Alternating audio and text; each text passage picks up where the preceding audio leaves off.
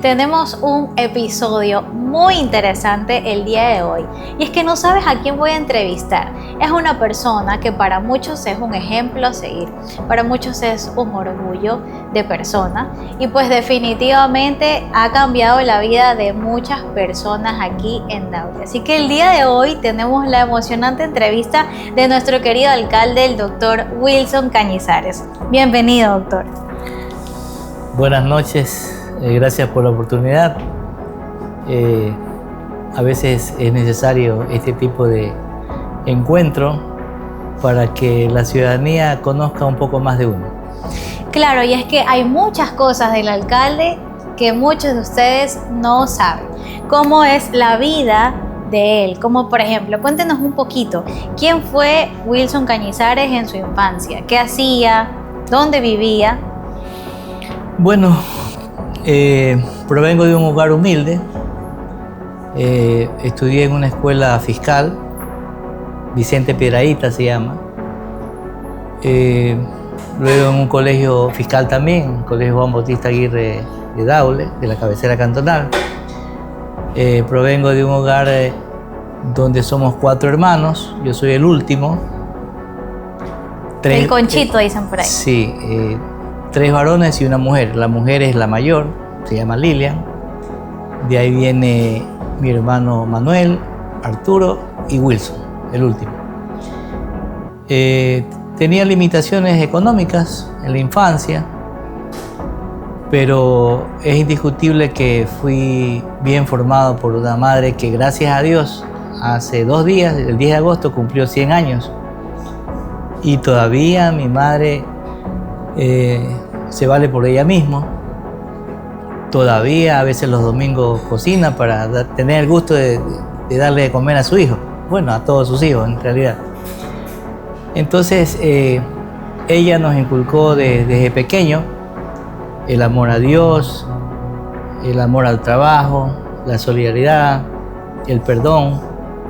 Y esos valores indiscutiblemente son los que forjaron nuestras vidas. Desde pequeño hasta ahora adulto. Y esos son los valores que me han permitido, pues con mucha dedicación, con mucha entrega, pues salir adelante. ¿Y en qué momento el doctor Cañizares dijo yo quiero ser médico? ¿Por qué medicina y no cualquier otra profesión? Bueno, yo creo que desde pequeño uno se visualiza, conversa con los niños, con los compañeros de la escuela, del colegio, y se preguntan unos a otros, ¿y tú qué quieres ser de grande? ¿No? Entonces uno dice, quiero ser piloto, quiero ser ingeniero. Me preguntaban a mí, y yo decía, quiero ser médico. Pero seguramente porque veía en la televisión el hecho de la labor que hacían los médicos. O sea, yo no tengo como antecedentes de mis padres, de familiares que son médicos. O sea, no tengo esos antecedentes.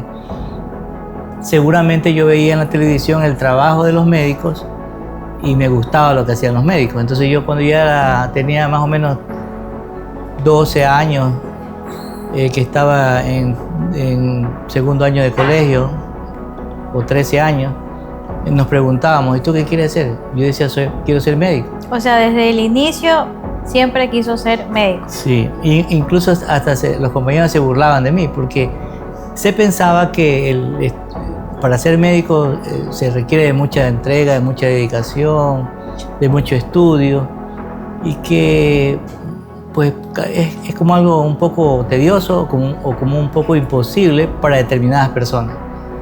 Pero a mí se me había fijado que quería ser médico. Entonces mis compañeros se burlaban de mí cuando decía que quería ser médico. Pero en todo caso esa aspiración tenía, y lógicamente que cuando ya me incorporé de bachiller, entonces me decidí a estudiar medicina. Y le demostró a sus compañeros que sí se pudo. Claro, ahí pues tenía las limitaciones. O sea, en ese tiempo pues existía la Universidad de Guayaquil, la Facultad de Ciencias Médicas, que por cierto pues estamos hablando de hace 37 años atrás, pues, ¿no? No, pues 37 años tengo de médico. 7 años antes, o sea, estamos hablando de más de 40 años que yo entré a estudiar medicina. Entonces, en ese tiempo, la Universidad de Guayaquil con la Facultad de Ciencias Médicas era lo mejor que había. Sin ánimo de ofender a las demás universidades, que en ese tiempo no habían, pero se decía pues que el médico de la Facultad de Ciencias Médicas de la Universidad de Guayaquil tenía muchos conocimientos. Entonces, incluso yo tenía compañeros que eran hijos de médicos, dueños de clínica, y eran compañeros míos en la Universidad de Guayaquil. Entonces, para ese tiempo, un año antes, mi papá falleció. Y esa fue una limitante para mí porque siempre el padre es el que proporciona recursos, ¿no? En este caso, yo nací en Daule, en la cabecera cantonal, y viví toda la vida en Daule. Lógicamente que tenía que viajar a Guayaquil a estudiar, y para eso se requiere pues libros, se requiere pasajes, se requiere viáticos, y si ya el padre se murió, mi papá se murió, entonces era una limitante para mí, porque yo decía, ¿y quién me va a mantener si la carrera de medicina no se puede trabajar y hay que estudiar? Entonces ahí vino mi hermana mayor, que para eso ya ella se graduó de profesora en un normal y comenzó a trabajar como profesora fiscal. Entonces ya tenía su sueldo y ella dijo, no te preocupes, yo te ayudo, yo te compro los libros, yo te doy para los pasajes y bueno. Y entonces eso pasó. Yo viajaba todos los días de la cabecera cantonal de Daule a Guayaquil. Me quedé en la cooperativa Señor de los Milagros. Tenía que viajar a las 5:30 de la mañana porque a las 7 en punto eran las clases. Y el profesor de anatomía, si no estaba uno bien sentado dentro de clase a las 7, cerraba la puerta y se quedaba afuera. Y yo tenía que quedarme en el puente 5 de junio y caminar, cruzar toda la ciudad universitaria hasta el fondo, que era la Facultad de Ciencias Médicas.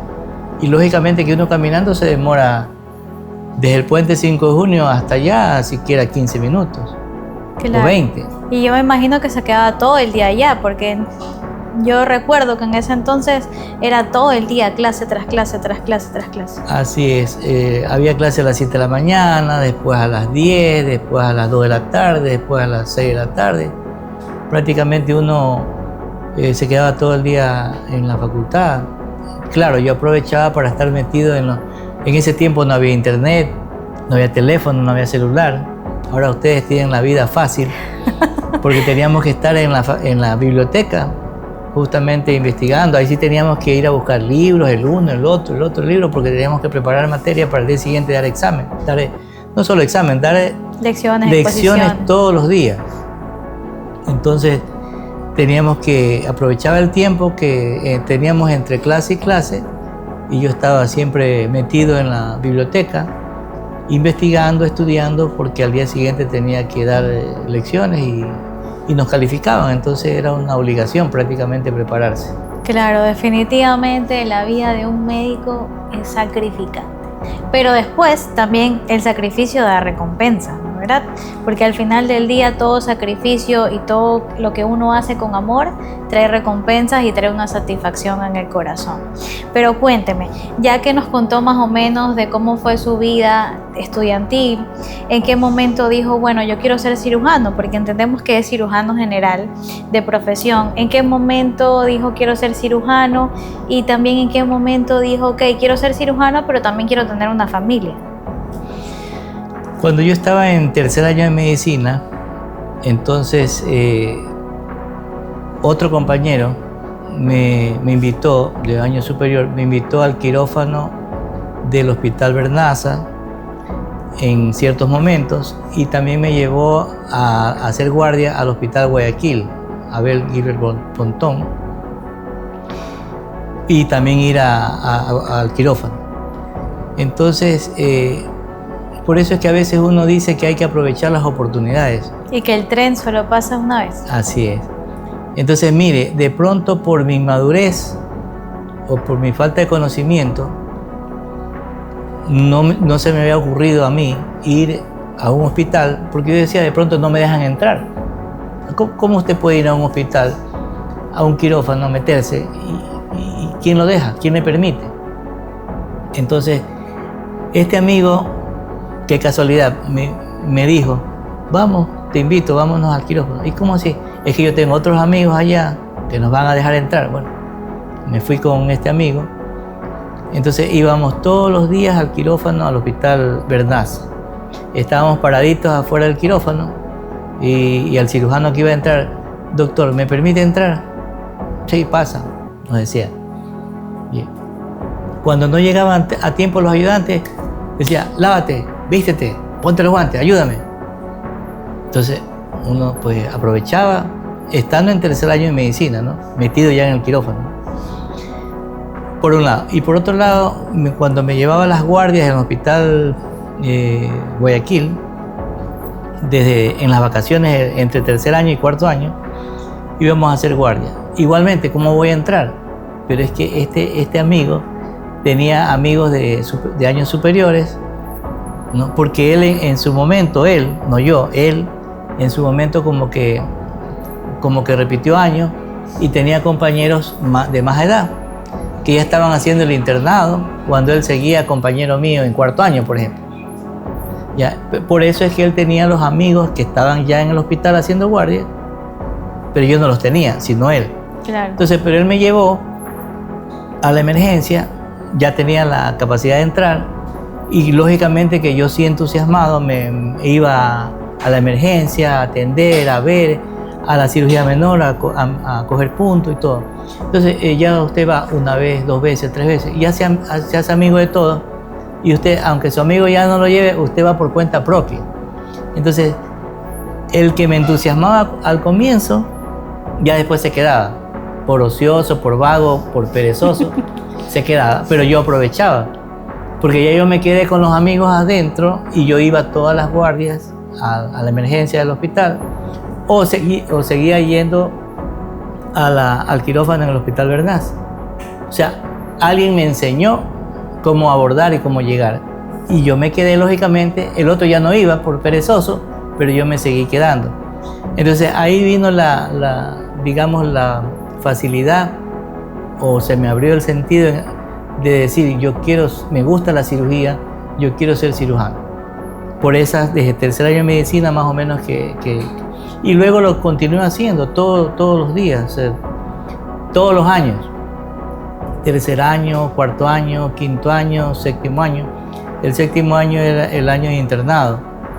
Con más razón porque es obligación hacer el internado y usted rota por todos los hospitales, tanto quirúrgico como de medicina interna, como de ginecobstetricia, como de pediatría. O sea, en ese tiempo usted rota por varios hospitales de varias especialidades. Claro. ¿No? Entonces, eso fue lo que me hizo tener un apego hacia la cirugía. Y sobre todo que usted lo hace constantemente, porque ya desde tercer año yo he estado metido en un quirófano prácticamente, de un hospital o de otro hospital, que luego vino la facilidad, luego vino la habilidad. Por eso es que yo en séptimo año, cuando ya luego del internado uno ya se incorpora de médico, normalmente los que nos incorporamos de médico no es que vamos a operar, porque usted tiene que hacer un posgrado luego para ser cirujano, ¿no? Pero yo recién graduado de médico y ya operaba solo, a tal punto que fui a hacer la rural, el año de medicina rural al hospital de Daule, ¿no? Y como médico rural, el hospital de Daule en ese tiempo, estoy hablando en el 88, hace 37, 38 años, que más parecía maternidad. Entonces yo atendía 10 partos en una guardia, en la noche de guardia. En el como que una guardia de 12 horas más o menos. En una guardia de 24, en 24 hacíamos 24 horas. Entonces, la paciente que no podía parir normal, ya sea porque el niño esté de nalga, ya sea porque esté atravesado, ya sea porque tenga la placenta previa, por alguna razón teníamos que operarla, teníamos que hacer cesárea. Y yo siendo médico rural, recién graduado, a medianoche yo resolvía los problemas quirúrgicos en el hospital, cuando normalmente los médicos graduados no saben operar, porque no han hecho un posgrado en un servicio especializado para que aprender. Pero es que yo hago esa vida desde el tercer año de medicina. O sea, desde tercero, cuarto, quinto, sexto año y peor séptimo, yo estoy haciendo esa preparación. Y al final del día dicen que la práctica hace al maestro. Y pues definitivamente la medicina antes yo considero que era mucho más estricta, más dura, y definitivamente había mucho más oportunidad para el médico, ¿no? El médico yo creo que antiguamente era mejor valorado, tenía mejores oportunidades, a pesar de que definitivamente había médicos muchísimo más estrictos de los que hoy en día son docentes estrictos, pero no se comparan, yo creo, que a los que había en el pasado, ¿cierto? Claro, o sea, nosotros aprendimos a diagnosticar con nuestros órganos de los sentidos. Se dice que el diagnóstico es o sigue siendo el 70% clínico. ¿Qué es eso? El diagnóstico clínico. ¿Qué significa? Que el médico, con sus órganos de los sentidos, con hacer el interrogatorio al paciente, con examinar al paciente, con ocultar al paciente, con palpar al paciente, ese interrogatorio más el examen físico, igual diagnóstico clínico. Sin eco, sin rayos X, sin instrumentos que lo ayuden. Sigue siendo el 70% del diagnóstico clínico. O sea, usted como médico tiene que estar preparado y saber, solo con ver y hablar y conversar y examinar al paciente, saber qué tiene el paciente. Sin necesidad de exámenes, ni de ecografía, ni de rayos X, ni de tomografía, ni de vainas y media. Entonces, puede usted decir, que los médicos antiguos tenían esas limitaciones y por eso aprendieron así. Es que eso debe ser, esa es la razón de ser del médico. O sea, ahora tienen tantas facilidades que ahora hasta van al teléfono y hasta el diagnóstico ven poniendo 3 síntomas ahí. Es verdad. A veces tienen un médico al lado y le preguntan a ChatGPT que qué pueden tomar, teniendo el médico al lado. Y muchos me dirán, sí, es verdad, o se sonreirán porque eso pasa en la actualidad. Claro, imagínense me acuerdo de un caso en la emergencia del Hospital Guayaquil. Claro, pues si el paciente tuvo un accidente y va con un brazo, por ejemplo, y este brazo usted a simple vista le ve que está chueco, que está virado, y el paciente va, ¡ay! O sea, usted solamente con ver al paciente sabe que tiene una fractura del tercio medio de los huesos del antebrazo. Sin necesidad de una radiografía. Sin necesidad de una radiografía, porque usted lo está viendo. Entonces, ¿cuál es la moraleja? Que el interno me dice, yo le digo, tiene una fractura del tercio medio, vamos a suponer que sea acá, del tercio medio del húmero, del lado derecho, que se encuentra desplazada y cabalgada. Y me dice, ¿pero usted por qué sabe eso? Pero si lo estoy viendo, pero ¿cómo lo puede decir? Pero si es fácil. Si le ve que está el paciente gritando del dolor, si lo ve que está hinchado, si lo ve que está deforme y por último lo ve acortado. O sea, el diagnóstico grita, el diagnóstico por sí solo lo dice, pero lo dice para el que sabe. Entonces el interno me decía, pero ¿cómo usted puede saber lo que está diciendo? Pero si lo estoy viendo. ¿Cuál es la tríada de la fractura? Dolor, deformidad ósea, tumefacción. O sea, está hinchado, está chueco y le duele. O sea, definitivamente el alcalde no se ha olvidado ni un poquito de ser médico, ¿no? Ni un poquito. Oiga, y cuéntenos, hay algo interesante que muchas personas no saben, ¿no? ¿En qué momento el alcalde se enamoró? ¿En qué momento dijo, yo quiero con esa mujer tener mi familia? Le cuento que hasta eso tuvo su razón y tuvo su época. O sea, así como yo quería ser médico desde cuando estaba jovencito, yo también sabía que esa profesión me iba a permitir trabajar, me iba a permitir mejorar mis condiciones de vida, me iba a permitir mejorar las condiciones de vida de mi mamá y de mi hermana, que tanto hicieron por mí, para formarme y para educarme, ¿no? Entonces yo sabía que no podía casarme, que no podía enamorarme, que no podía casarme, porque si no tenía una casa propia, si no tenía cómo mantener una familia, yo no debía hacerlo.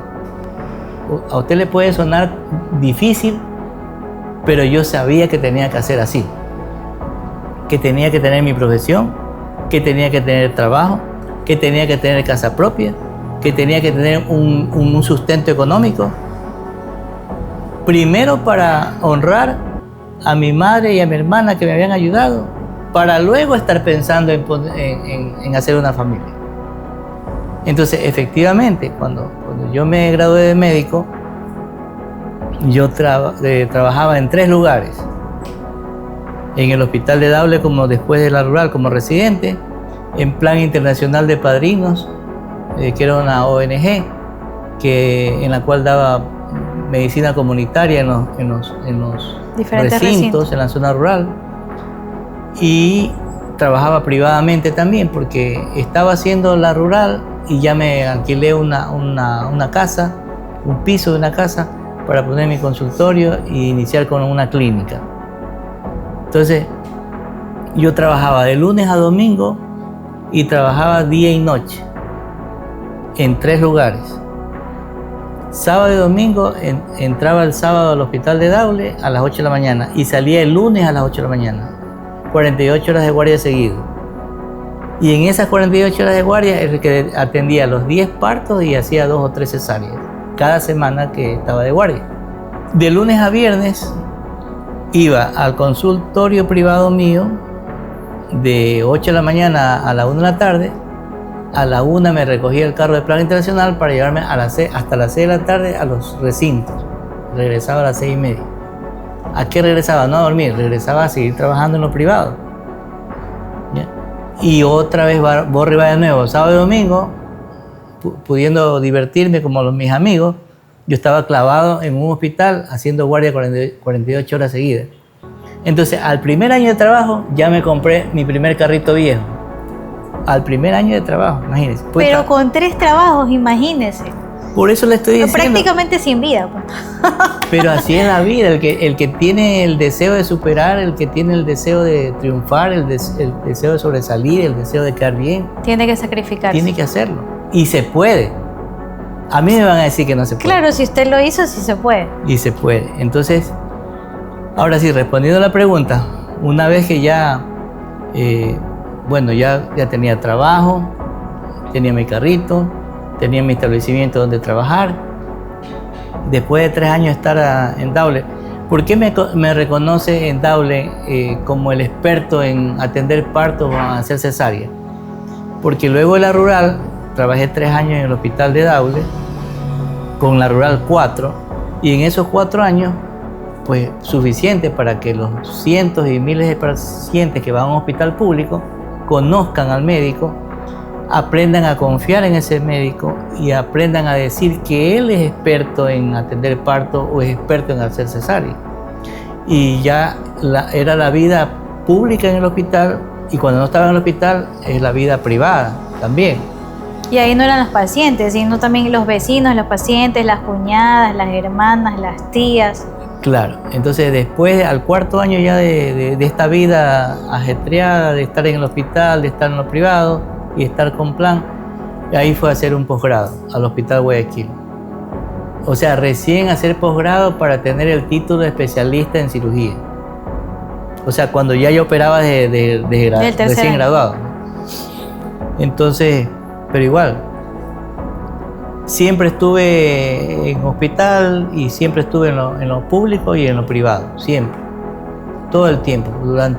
Entonces ya prácticamente a los 3 años de esta vida profesional, de ingresos económicos, cobrando poco, siendo solidario con la gente, porque uno ha vivido en carne propia lo que es necesidad. Y a veces sin cobrar, porque a mí me contaron unos pacientes, el doctor a mí nunca me cobró, porque no tenía cómo pagar. Es que solamente con ver, así como el diagnóstico, solo con ver, uno también se da cuenta qué paciente no tenía. ¿Cuánto es, doctor? Vaya nomás. Y vaya llevándose estas muestras médicas. Entonces, cuando uno ha vivido en carne propia, por eso es que siente, por eso es que es solidario. Bueno, no todos son así, pero A mí me criaron así y tengo esa vida así, ¿no? Entonces, esta vida de esfuerzo, contestándole a la pregunta, mire lo que, previo a enamorarme, entonces llegó un momento que ya yo tenía ingresos, que ya yo tenía trabajo, que ya yo tenía carrito, ya a los 3 años de médico ya compré un terreno, a los 6 años ya tenía una primera losa, los pilares, un segundo piso, le construí un departamento para mi mamá y mi hermana, construí un departamento para mí, también al lado. Entonces ya tenía casa propia, ya tenía establecimiento donde trabajar y ya pude pensar en dar paso al amor y prácticamente abrir mi corazón a la persona con quien me casé. Pero antes sabía que no podía hacerlo, porque tenía mentalizado que primero era lo primero y no podía desviarme de ese. Bueno, pues yo creo que eso es parte de la responsabilidad que nos enseñan en el hogar, ¿no? Y definitivamente hay que ser sinceros que el amor puede ser todo, pero definitivamente uno no puede ir y decirle, bueno, vámonos a dormir abajo de un puente y comemos arroz con quesito y huevo. Porque pues la vida no es eso, definitivamente necesitamos mucho más que el amor, el salir adelante, y pues yo creo que al final del día darle lo mejor a nuestros hijos, y qué mejor que darle esa calidad de vida mucho mejor a la que nos dieron a nosotros como niños, ¿no? ¿Verdad? Pero bueno, entonces, como dijo, ella es la mujer, ella es la madre de mis hijos. Porque también parece mentira, pero también yo pensaba en que la mujer que debería ser mi esposa debería ser simpática, tener buenos sentimientos, ser preparada y de alguna manera pues que llene las expectativas que yo tenía. Y aguantar esa vida de médico de 3 trabajos, de 24/7, de lunes a domingo, ¿no? Definitivamente. Qué pena que también le tocó vivir también la falta de tiempo de parte mía, ¿no? Pero así es la vida. O sea, nos enamoramos, o sea, escogimos, ella me escogió a mí, yo la escogí a ella, y formamos nuestra familia, nuestro hogar. Ya tenemos 32 años de casados, con los problemas propios de la vida. Imagínese usted que a veces, en medio de tanto trabajo y en medio de tanta falta de tiempo, a mí sí me gustan las fiestas, ¿no? Y a veces íbamos a una fiesta un sábado y estábamos ahí queriendo bailar a las 10 y me llamaban por una emergencia, por una cirugía. Y teníamos que salirnos de la fiesta e ir a cumplir con la responsabilidad del trabajo. Entonces, ¿cuántas veces no le tocó irse de la fiesta? Y claro, a ella le tocaba irse a dormir. Por lo menos usted iba a trabajar a hacer lo que le gustaba, pero a ella le tocaba ir a dormir. Claro, no quedaba de otra. Claro, pero bueno, son sacrificios que creo que como mujer también nos toca hacer en general, ¿no? Por amor y por muchas cosas más. En todo caso, bueno, y me imagino que de ahí dijo, ok, quiero tener hijos, quiero tener como un hogar, darle... Sí sabe usted que hasta eso, cómo es la vida, ¿no? Les contaba que ya tenía una cosa, quedamos en que hice un primer departamento para mi mamá y mi hermana y un segundo departamento para mi familia, ¿no? Pero a su vez la clínica seguía funcionando en un local alquilado. Yo hablé primero de casa propia, de departamento. No hablé de establecimiento clínica. La clínica seguía en un local arrendado. Entonces, pero como ya tenía departamento de mi mamá y departamento yo para vivir, ya me casé y todo eso. Ya en la vida de casado, ya vienen los hijos. Entonces ya cogimos y adecué en la planta baja, cerré, ¿no? Y adecué la clínica propia en ese edificio. Entonces yo dije, voy a inaugurar la clínica propia con el nacimiento de mi primer hijo. De su hijo favorito, yo creo. ¿Puede usted imaginarse que hasta eso se dio?